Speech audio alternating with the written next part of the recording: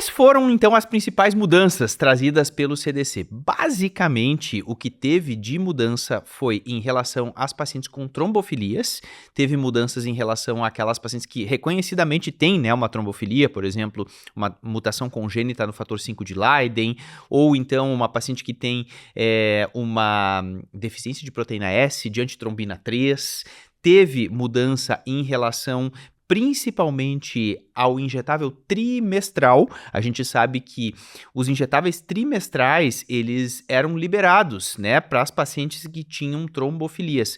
Porque qual é o problema da trombofilia? É o estrogênio, né? Então, os métodos de progestogênio, que era exclusivamente, né, de progestogênio, eles podiam ser usados, eles eram liberados.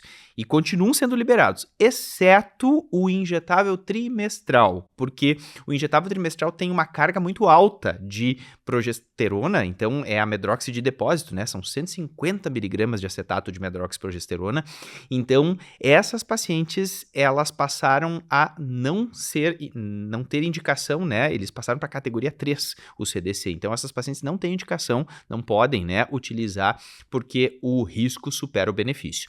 Então, a gente sabe que passou a ser categoria 3, portanto, é a grande mudança, né, em relação ao injetável trimestral. Os outros métodos de progesterona, como por exemplo o implante de etonogestrel, a pílula de progestogênio isolado, essas pacientes podem utilizar, né, então, as que têm uma trombofilia.